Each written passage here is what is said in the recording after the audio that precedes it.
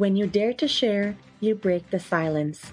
When you dare to share, you speak your truth.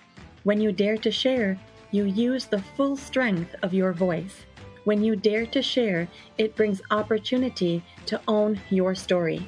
So tell it, be heard, and at the same time, your sharing is someone else's learning, inspiration, motivation, empowerment, and hope.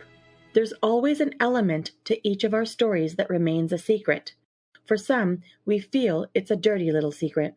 Dare to share your untold story exposes these secrets in a welcoming and positive way. I encourage each of you out there to dare yourself to share what is yours to tell. When we dare, it is the courage to do something really important. Let this be a vow to each and every single one of us that we take risk, we brave, confront, and face what is, while inspiring and empowering all communities. So let's break that silence and tap into mental beauty. This is Salima Jadabji, your podcast host, a practicing social worker, and your mental wellness connoisseur. Welcome to the Dare to Share Your Untold Story podcast, episode number 62, The Contrast, Losing Hope on the Inside, Yet Some Could Only See the Perfect Life She Lived. To all my fellow listeners, before we get started, I'm just dropping in a note to give you a heads up that this podcast might be emotionally triggering for you. We do invite guests onto the show who share openly about extremely difficult life moments with exposure and impact of what the struggles have been like. The intensity of each episode could have a variable impact on your emotional and mental well-being based on your own personal story.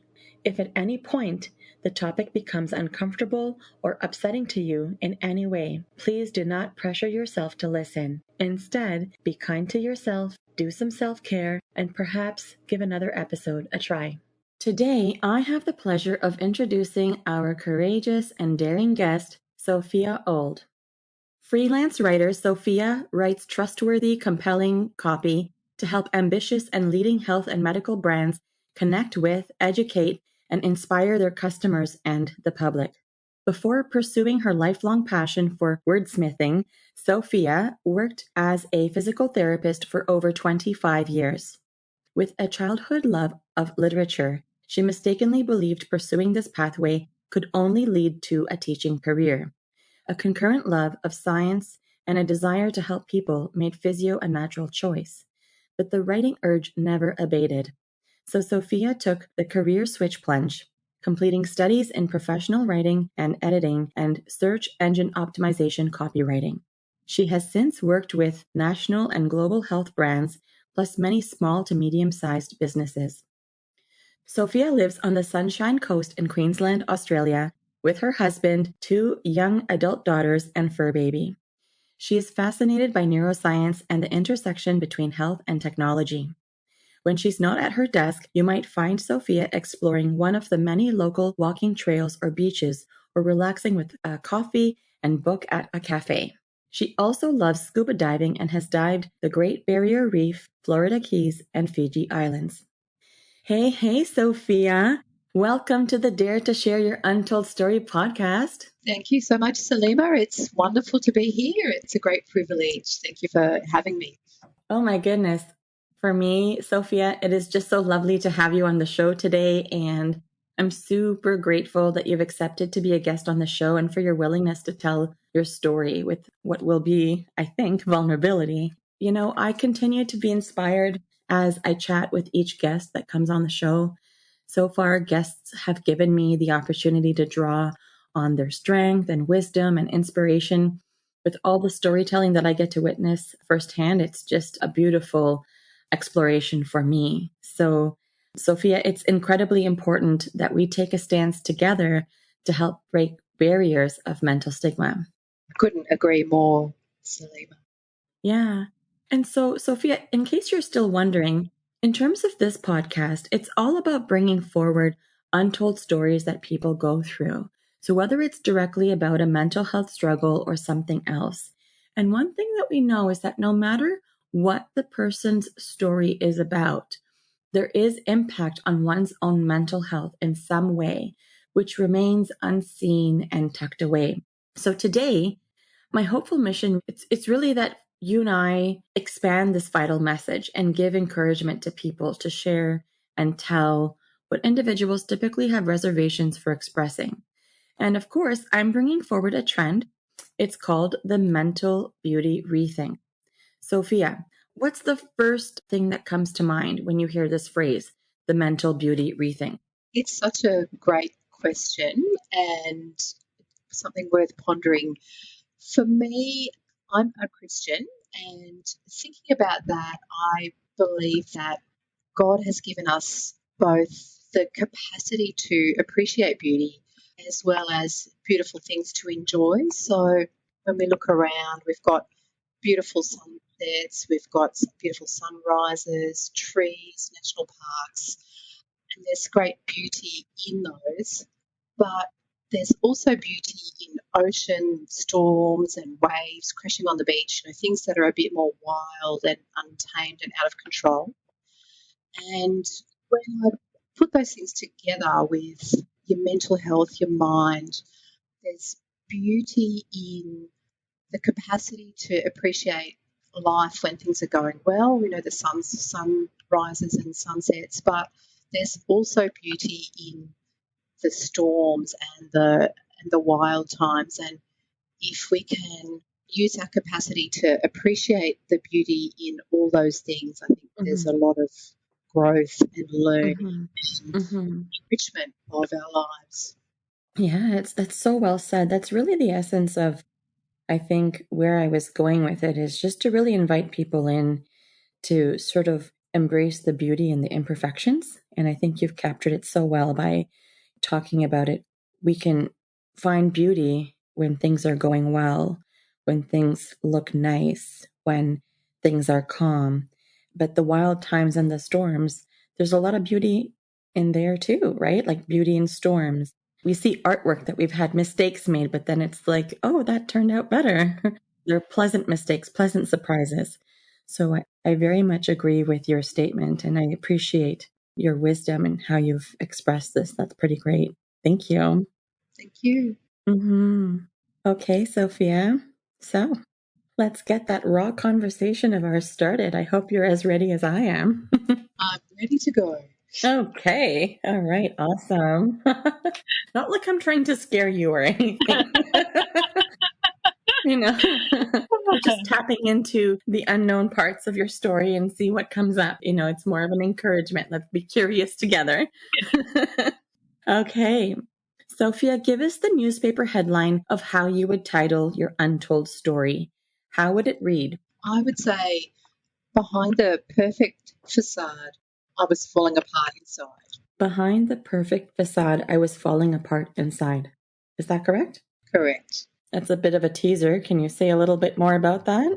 What that means is that on the outside, my life looked perfect to everybody around me, but on the inside, I was really struggling with some dark feelings of hopelessness and despair. Mm-hmm. Okay, so the outside view and the inside view were very different. Right, exactly. Mm-hmm.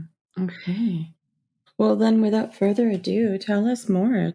Let's unpack that untold story. Tell us about what this perfect life looked like while there was all this struggling in disguise. Tell us more.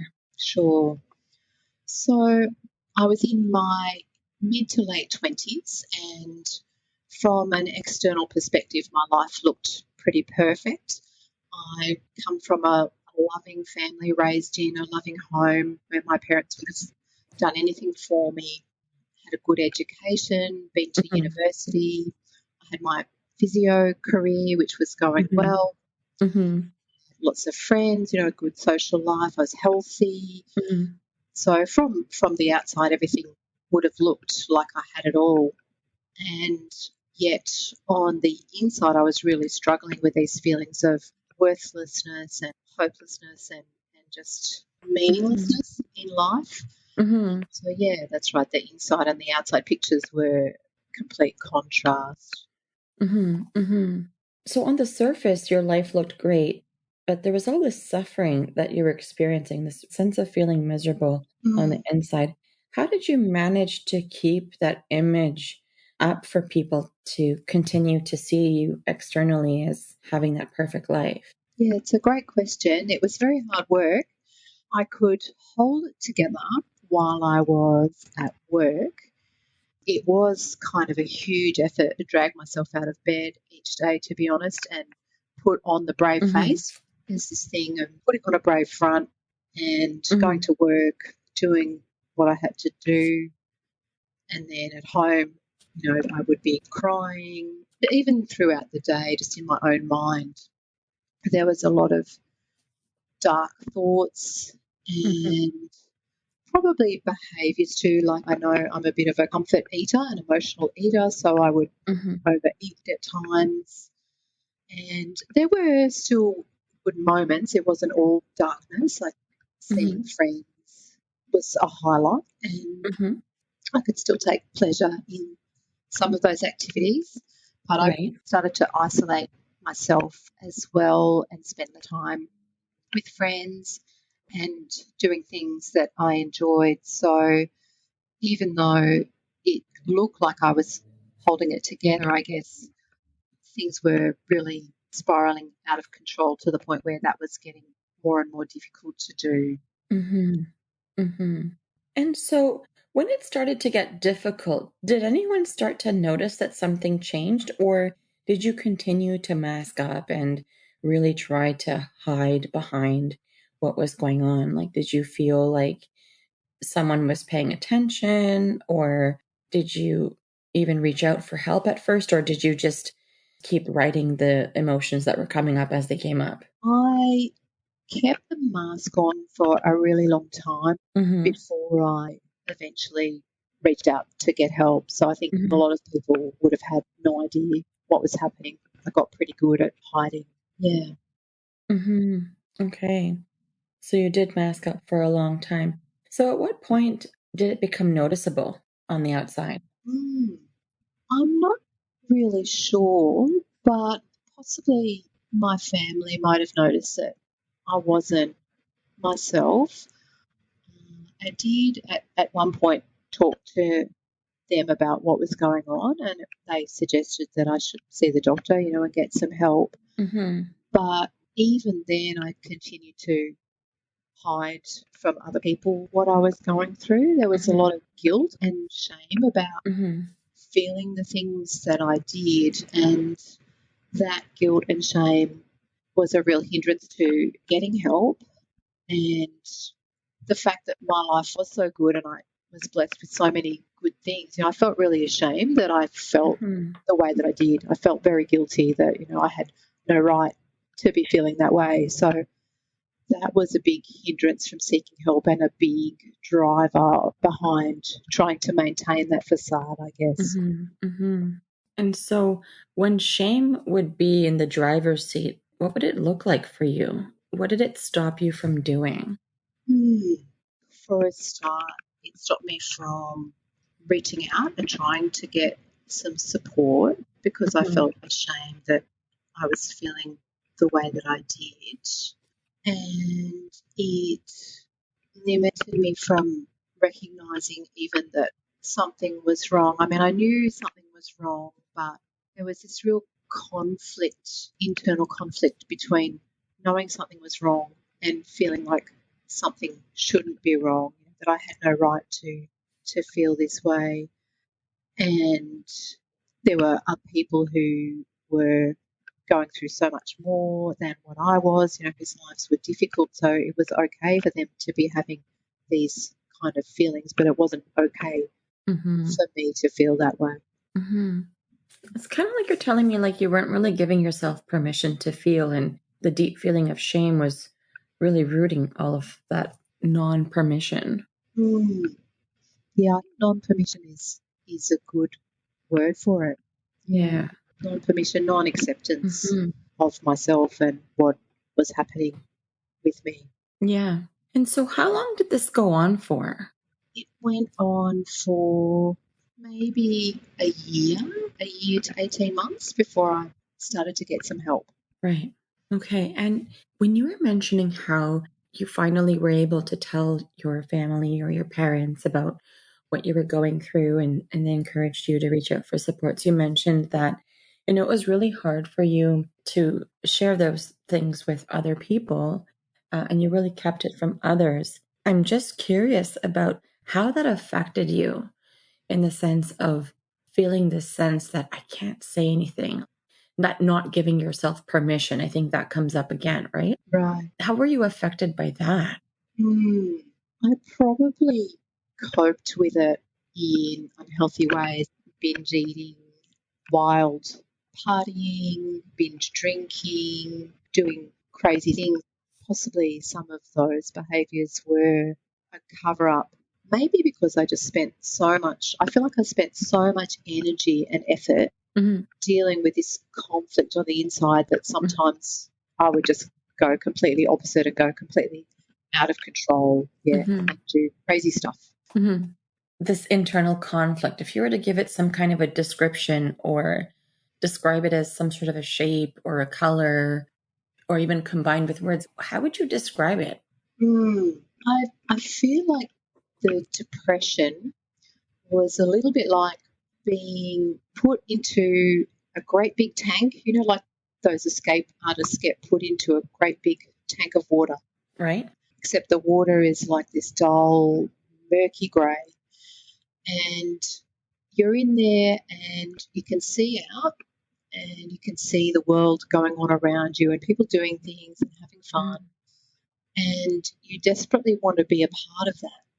And yet you can't get out of the tank. You're just stuck mm, behind those four walls. And even mhm, though you can see what's going on out there around you, everything's coloured by that grey, murky, yuck fluid. So your perception of reality is different, and in a way you're sort of desperate to get out and be a part of that. But in another way, there's just this overwhelming desire to just sink down in the grey and let it consume you, and just not have to face anything, just to let that grey water go over your head and drown you, basically. mm. And did you feel like you were drowning?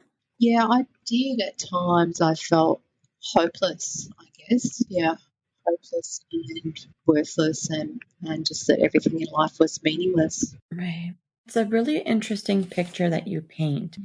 It's so descriptive and there's so much richness in its description. And I think that that might resonate with a lot of listeners who might have experienced depression themselves or are currently experiencing it right now.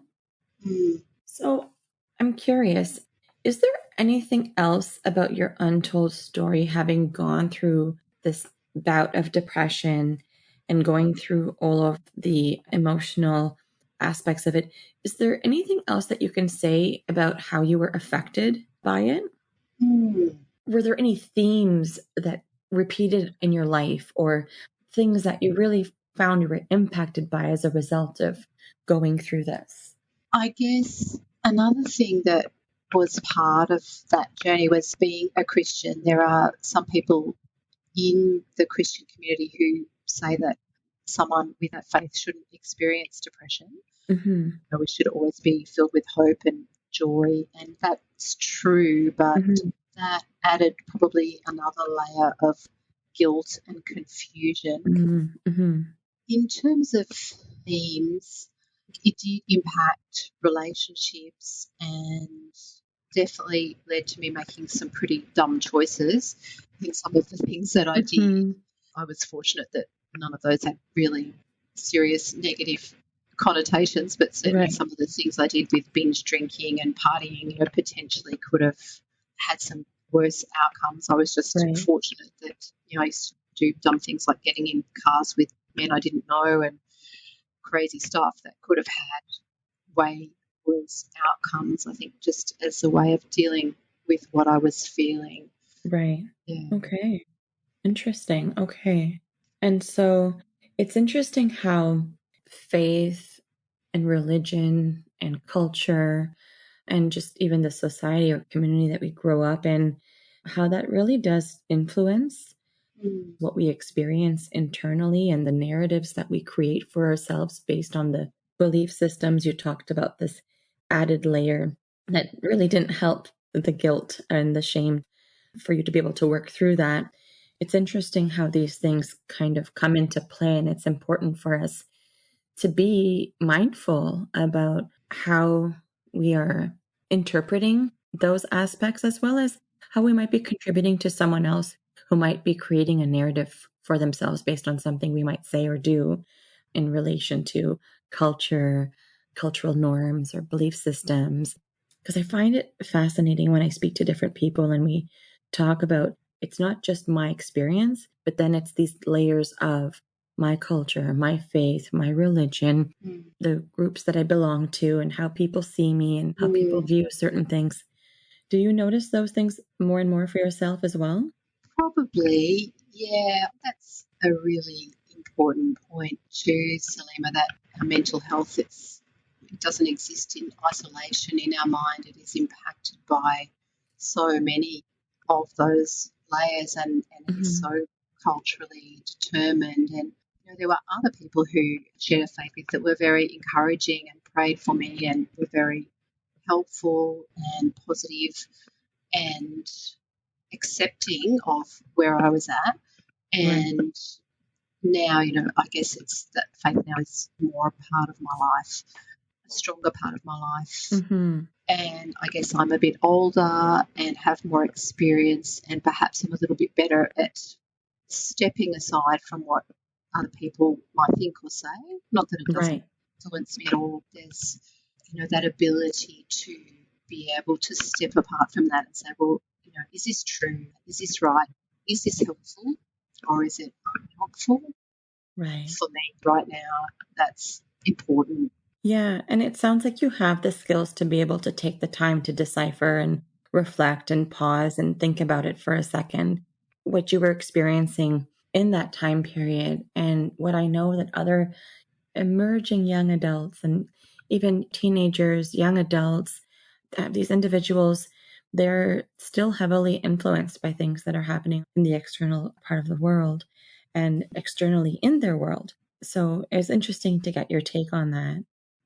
So, Sophia, when people come to see me for therapy, individuals are typically in one of three places in their journey. Some people are getting started, where they're coming to me and they have a whole bunch of things they need to figure out or talk about, or they don't even know where to start. Some people are in the middle of their journey, where they're in the thick of things, or something acute has prompted them to seek support, knowing that they now have to unpack some of the other parts of their life.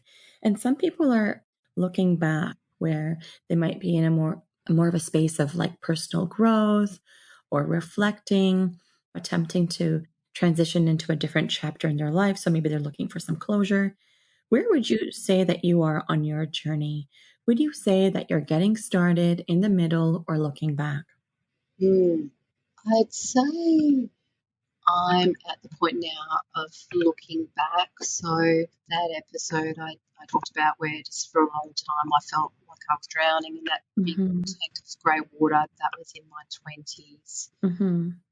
Then I had a good period for a while after I got some help and I was on medication. And then I did have another pretty bleak time after the birth of my second daughter that seemed to trigger Hmm. another depression episode. And Hmm. that she's now 18. So I passed that again. And yeah, I guess I feel like I'm in the looking back phase, but Hmm. I'm also mindful that it's not troubles with your mental health are not something that you just get over and get on with your life. There's always that possibility that another episode might happen, and Hmm. I'm, I guess, a lot more mindful about doing things to protect my mental health and really keeping that as at a high priority in my life. I think Hmm. there's so much talk about physical health and what we can do, exercise, we can eat well, we can Hmm. doing those things to protect mental health Right. maybe in some ways even more important. Yes.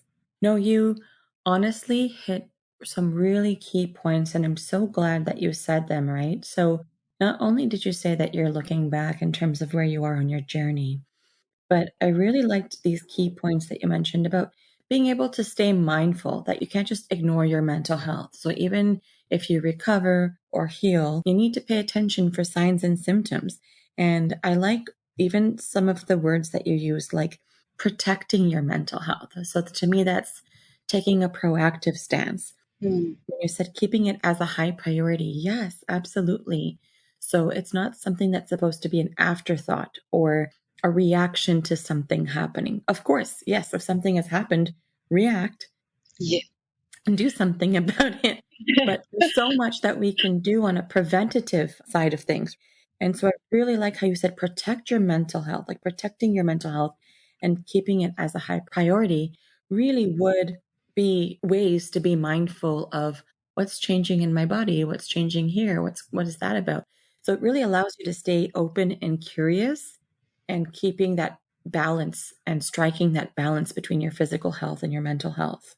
Mm. Well said. Thank you for saying those pieces. That's really great.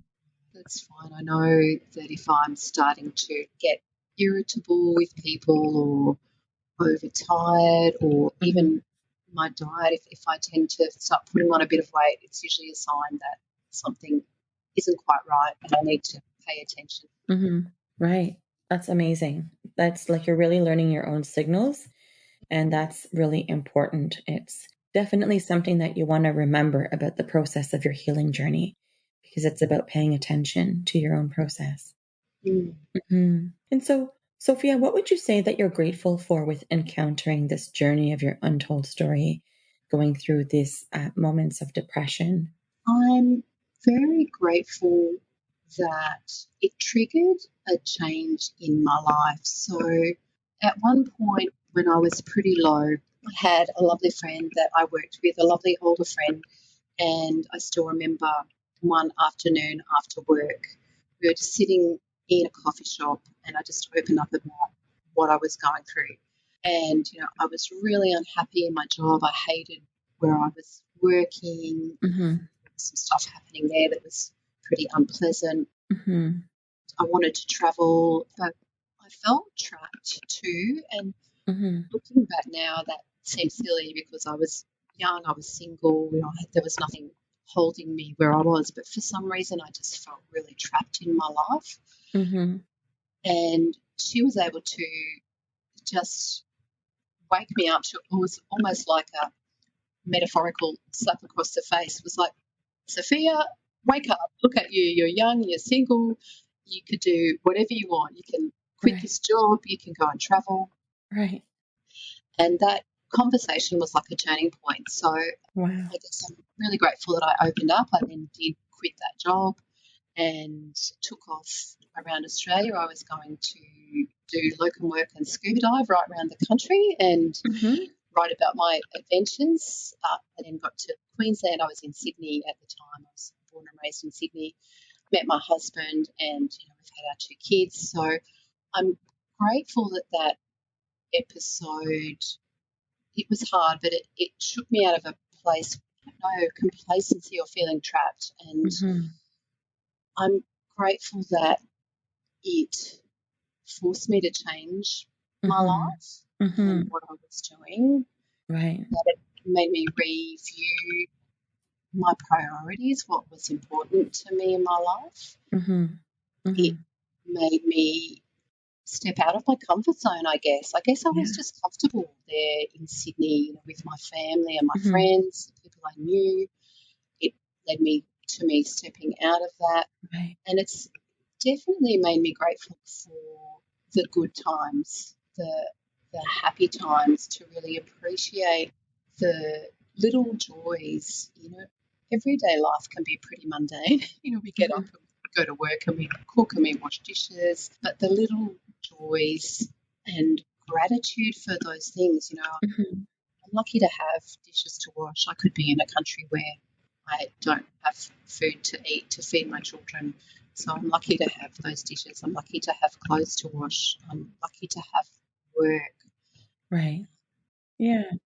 So it really has sparked a lot of hope within you and really had you shift in seeing a lot of moments of gratitude that you otherwise might have been missing. Mm, yeah, that's right. Mm-hmm. Mm-hmm. Okay. And so, if we were to just shift back, we've been unpacking this untold story of this journey through depression and how it manifested for you, and themes that have come up, and how you were masking it, and how it was seen on the outside, and the struggles that you were having on the inside.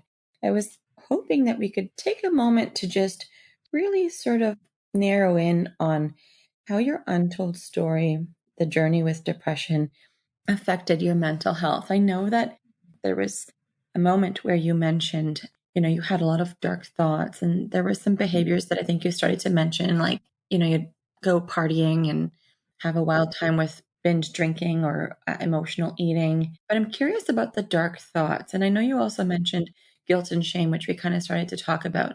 But I'm curious about what those dark thoughts were about, and if you experienced any other emotions aside from guilt and shame that you might feel comfortable to express today. Yeah, sure. There was definitely a lot of sadness. Mm-hmm. I would see something on TV or Mm-hmm. just have a thought and it would make me cry. Mm-hmm. A hopelessness to the point where there were days I'd be driving my car to work along the freeway and I would think, I just want to drive my car off the side of the freeway or over a bridge. Mm-hmm. And, that sounds really dark. And I didn't really want to die. Although sometimes I felt that that might be better Mm-hmm. for myself and everybody around me, but I had this idea that if I could somehow have a really terrible accident that meant I had to spend 6 months in bed in hospital, that I'd just be able to figure my life out and get myself sorted, which makes no sense. But yeah, that was just this kind of, I guess, hopelessness that I didn't know Right. what to do. And if I had this time, maybe I could work it out. Okay, so this hopelessness that you talk about was never to have this intention of wanting to end your life, but this Mm, desire to just not want to be around anymore, not to live mm, that life with that kind of misery that you were experiencing. right. Yeah, And yeah.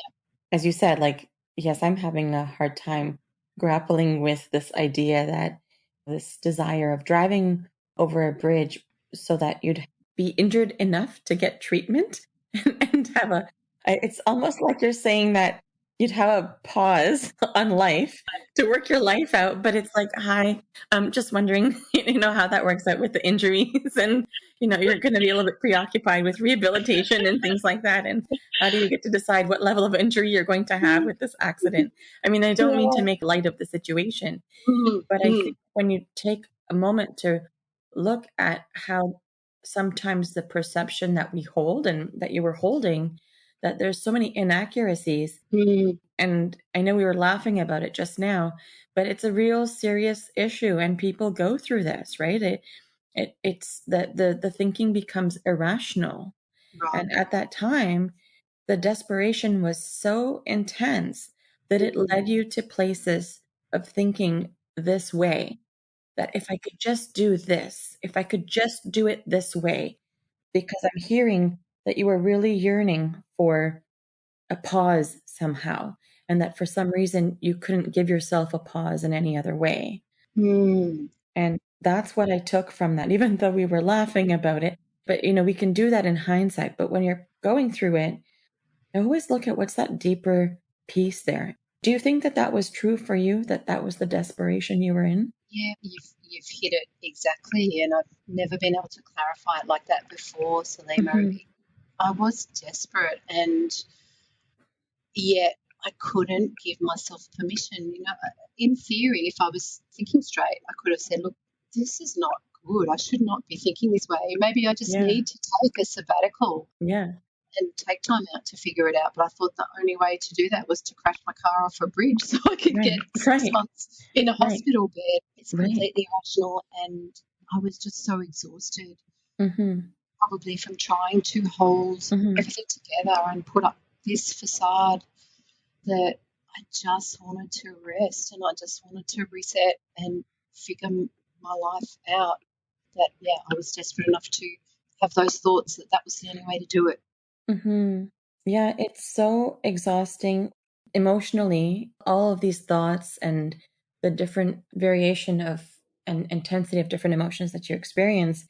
It really does take a toll on the body.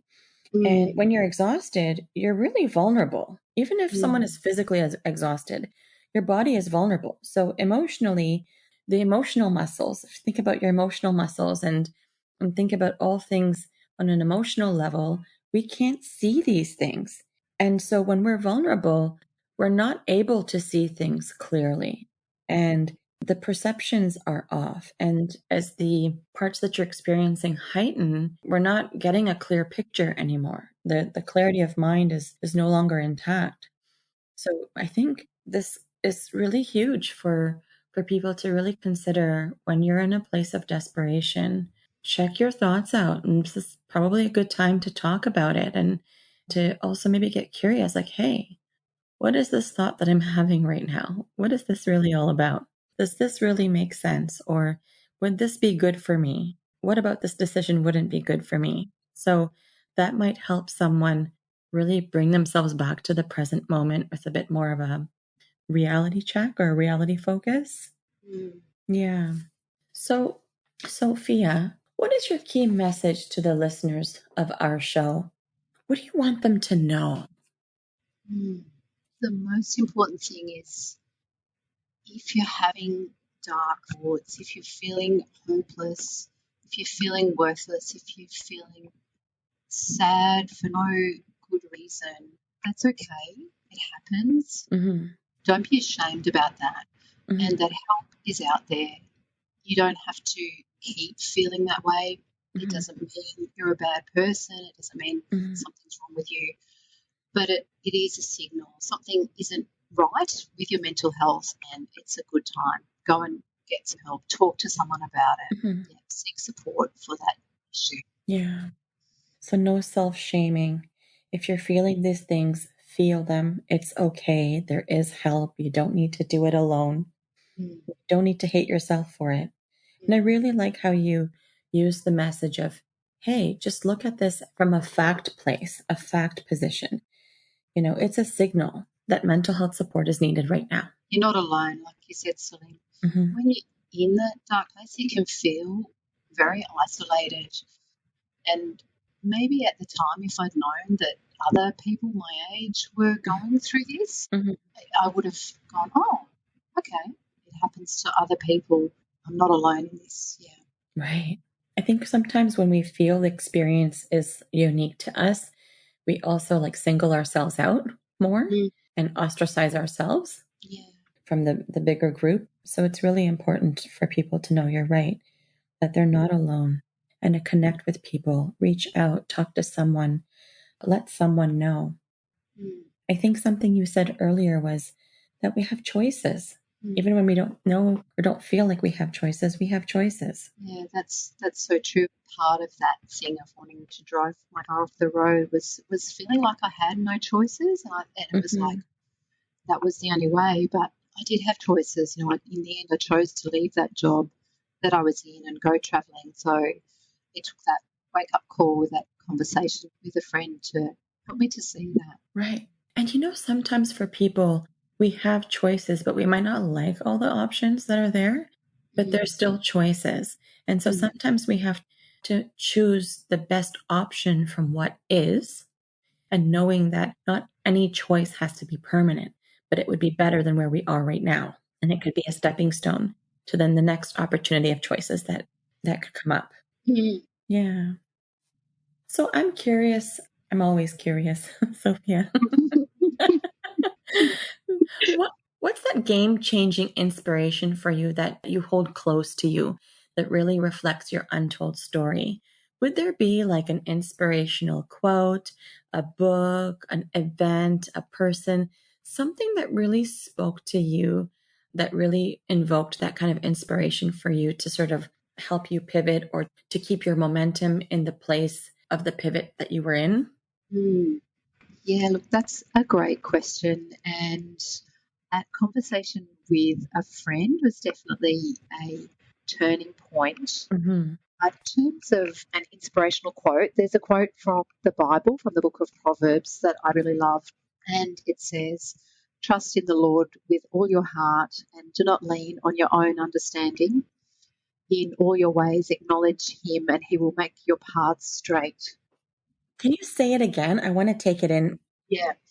Trust in the Lord with all your heart Hmm. and do not lean on your own understanding. In all your ways, acknowledge him, and he will make your paths straight. Hmm. That means a lot to me because sometimes looking to our own understanding, we do get mixed up and confused, and knowing for me that there's a higher power that I can turn to who does have all the answers. Hmm. It's a great comfort to not have to work it all out myself. You know, there can be so much pressure on people to try and figure it all out themselves, and that just encourages me that I don't have to figure it out myself. And that when that talks about making your path straight, it doesn't mean, you know, that you'll just have this cruisy journey through life where everything goes perfectly and there's no difficulties. I think, you know, our paths are riddled with potholes and ups and downs and bumps, but the straight path takes us to the right destination. And Hmm. that gives me great comfort that even though there's bumps in the road and hard times, that as I'm being guided, I'm heading to the right destination. So those potholes on the way are Hmm. okay. They're a normal part of life, and just keep moving forward in the right direction. Right, right. It sounds like it's such a meaningful proverb, and I can see how it's really resonating for you and how you live your life. It's beautiful. Thank you. Hmm. So, what's a cause or an organization that's been impactful to you on your journey that you'd like to give a shout out to, or an organization that really resonates with maybe if it wasn't available at the time, that's available now that you know would really help people given what you've gone through? Yeah, sure. So there's a couple. One is it's called Beyond Blue. So Hmm. that's an Australian organisation, and they have just great resources and support for anybody struggling with depression, as well as they're like a 24-hour helpline. You know, if you're really struggling, you can call them anytime, and a trained counsellor can speak to you. Hmm. And another one is called the Black Dog Institute, Okay. and they do a lot of great research into depression and mental health problems, and also have some great resources on the website. Excellent. So Beyond Blue and the Black Dog Institute, those both sound super great, actually. That's really lovely. Thank you for sharing those. Yeah, shout out to Beyond Blue and the Black Dog Institute. That's great. Okay. So, Sophia, how can people connect with you if they would like to? How are you findable? So I'm on LinkedIn, Hmm. and I'm also on Facebook. And you've provided us your website as well. So we'll make sure that we include everything on the show notes page. Thank you. You're welcome. So, Sophia, guess what? Right. You've just dared yourself to share. Congrats. Woo! Yes. How was the experience for you? Yeah, it was good. You've helped me to kind of even drill down into some things that I haven't thought through before, even after all this time. So that's really helpful. And if sharing my story helps one other person, for me, that makes it completely worthwhile. Amazing. And for me, Sophia, I'm still just taking in this raw conversation that we just had. It was so important to hear you tell your story about the development of the depression that you experienced, how it manifested, how you grappled with it, and even how you really felt when you were describing feeling stuck and trapped. Mm, And, you took the time to share some of the deep pain you endured and the many complicated and roller coaster of emotions that you felt at that time. This story, I believe, is truly going to be so fruitful to so many individuals out there who are working hard to find their path and make sense of some of the tumultuous aspects of their own life journey. So, thank you for the deep conversation and for all your daring and all the sharing. thank you for the opportunity. Amazing.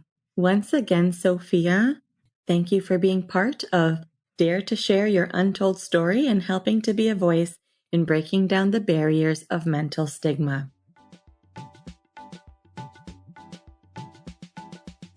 To all of our listeners, if you like what you've been hearing on this podcast and you want to be part of breaking down barriers of mental stigma, I invite you to go wherever you are listening to the episode and hit subscribe. Leave us a comment or a review of the episode and maybe how you relate to it. To learn more about what we offer, visit www.daretoheal.co. And if you are feeling ready and brave to share, please submit your story by visiting www.daretoshare.co. Thanks for joining in.